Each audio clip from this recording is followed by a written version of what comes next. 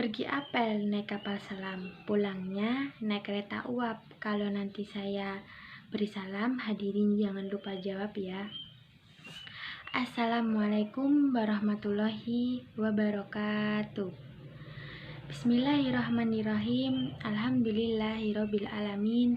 Wassalatu wassalam ala asrofil anbiya'i wal mursalin Sayyidina wa maulana Muhammadin wa ala alihi wa sahbihi ajmain, amma ba'du. Sebagai hamba Allah yang beriman, mari kita panjatkan puji dan syukur kehadirat Allah Subhanahu wa Ta'ala yang telah memberikan kita kekuatan, kenikmatan, kesehatan jasmani dan rohani, sehingga kita dapat berkumpul di tempat ini dalam rangka menghambangkan diri kepada Allah Subhanahu wa Ta'ala. Salawat dan salam tidak lupa kita aturkan kepada junjungan Nabi Muhammad SAW yang telah memberikan kita, menuntun kita dari peradaban hidup jahiliyah menuju peradaban hidup modern yang bertambahnya suatu ilmu pengetahuan, ilmu teknologi, sehingga kita dapat merasakan bersama-sama, dan semoga kita selalu senantiasa taat kepada aturan Allah Subhanahu wa Ta'ala dan kelak mendapatkan syafaat di hari akhir. Amin amin ya robbal alamin. Perkenankanlah pada kesempatan ini saya akan menyampaikan tema mengenai ilmu. Umat muslim itu wajib menuntut ilmu untuk dibutuhkan setiap saat, terutama untuk seorang wanita muslim. Nah, wanita muslim ini harus menuntut ilmu karena dia tidak hanya sekedar cantik, tidak hanya sekedar penampilannya saja, tetapi ia harus berbakat dan berwawasan luas. Seperti penting bagi saya bahwa wanita muslim itu harus mengisi dirinya dengan ilmu yang bermanfaat. Seperti halnya ia diwajibkan sholat, berarti ia harus menguasai ilmu mengenai sholat. Ia diwajibkan puasa, zakat, dan haji, dan sebagainya, berarti ia harus mempelajari atau menguasai ilmu mengenai hal-hal tersebut. Demikian pula untuk masyarakat sekitar. Pada saat interaksi antara sesama manusia itu juga didasari dengan ilmu, sehingga terjadinya masyarakat yang kondusif dan damai. Seperti Allah berfirman dalam Al-Quran surat At-Taubah ayat 122. A'udzubillahi minasyaitonirrajim. Bismillahirrahmanirrahim. Wa ma kannal mu'minuna liya'firu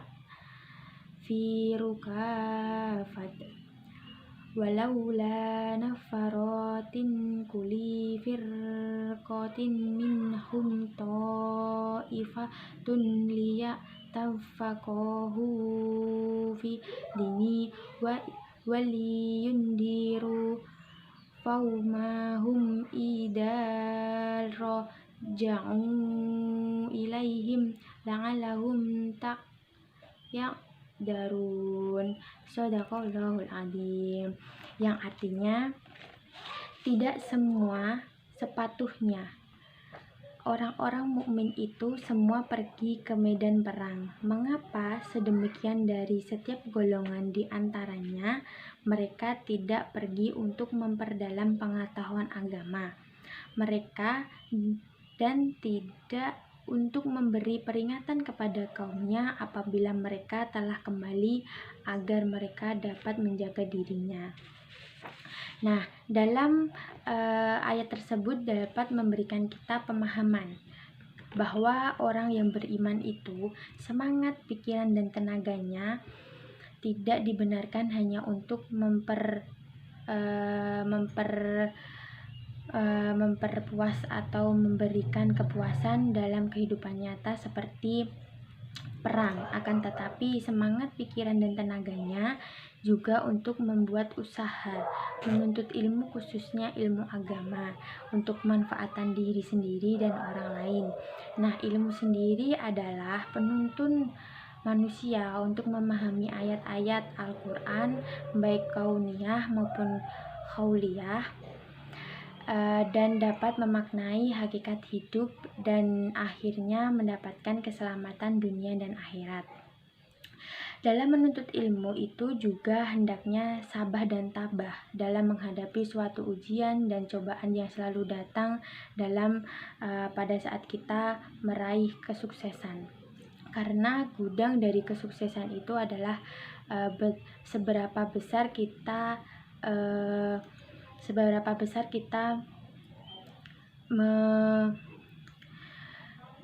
bertahan untuk menghadapi cobaan tersebut.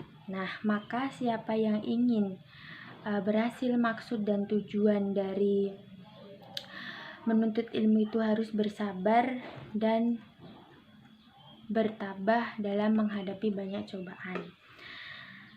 Syekh Aziz Zarnuji dalam kitab At-Limul Muta'alim mengatakan, pernah ku dengar syair yang konon merupakan gubahan dari Sayyidina Ali bin Abi Thalib karamallahu wajhah, yang artinya, ingatlah, kamu tidak akan memperoleh ilmu pengetahuan kecuali dengan 6 perkara yang akan aku jelaskan kepadamu secara singkat. Nah, 6 perkara tersebut yaitu kecerdasan, minat yang besar, kesabaran, bakat yang cukup, petunjuk guru, dan waktu yang lama. Selain syarat tersebut, kunci kesuksesan dalam ilmu adalah patuh kepada kedua orang tua dan guru, yaitu menghormati mereka ketika masih hidup dan sudah meninggal. Kita harus bersikap sopan dan santun kepada mereka atas perbuatan dan ucapan kita, dan selain itu juga harus mendoakan mereka ketika sudah meninggal. Nah, orang yang paling terdekat kepada kita adalah kedua orang tua kita. Mereka adalah yang berjasa kepada kita, mereka yang telah membawa kami ke dunia atas izin Allah Subhanahu wa Ta'ala. Nah, oleh karena itu sudah patutnya kita berbakti kepada orang tua atas izin Allah Subhanahu wa Ta'ala yang diberikan kepada kita pada peringkat kedua setelah menyembah Allah Subhanahu wa Ta'ala. Allah berfirman dalam Al-Quran surat Al-Isra ayat 23 yang bunyinya, A'udzubillahi minasyaitonirrajim, Bismillahirrahmanirrahim. Wa qada rabbuka alla ta'budu illa iyyatu wa walidaini ahsana imma bailu akhna ikdakal kibaro akhadu huma au kilahuma falatah lahuma ufi walatah harhuma wa qol lahuma qawla karima. Shadaqallahul azim, yang artinya, Tuhanmu telah memintakan supaya kamu jangan menyembah selain Dia, dan hendaklah kamu berbuat baik pada ibu bapakmu dan sebaik-baiknya.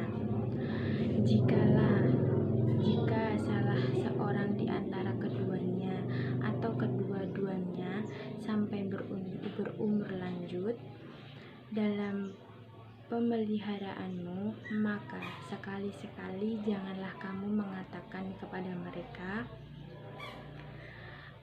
dan janganlah kamu membentak mereka dengan ucapan kepada mereka perkataan, dan ucapkanlah ucapan kepada mereka perkataan yang mulia. Nah, untuk guru sendiri, guru adalah orang yang telah mendidik dan mengajarkan kita sebuah ilmu yang bermanfaat. Nah, dalam paradigma Jawa ini, guru itu artinya digugu dan ditiru. Dapat dikatakan digugu itu artinya dipercaya, karena guru itu adalah memiliki seperangkat ilmu yang memadai, yang karenanya ia memiliki wawasan dan pandangan yang cukup luas untuk melihat kehidupan ini.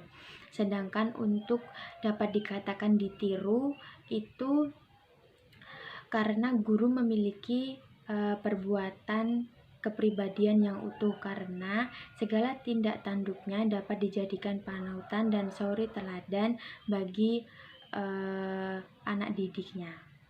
Nah, pengertian dari asumsi bahwa tugas dari seorang guru itu bukan hanya untuk transformasi ilmu saja, tetapi juga bagaimana ia mampu menginternalisasikan ilmunya pada peserta didiknya. Nah, guru yang menjadikan kita orang yang beriman, mengerti hal yang baik dan buruk.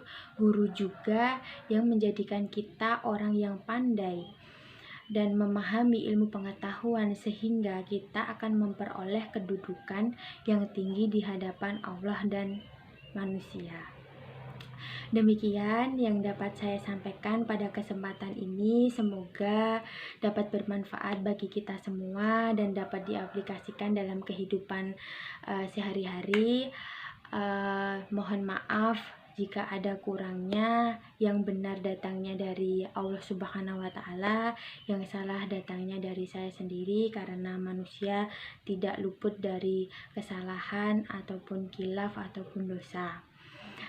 Irian Cindrawasih, cukup sekian dan terima kasih. Wassalamualaikum warahmatullahi wabarakatuh.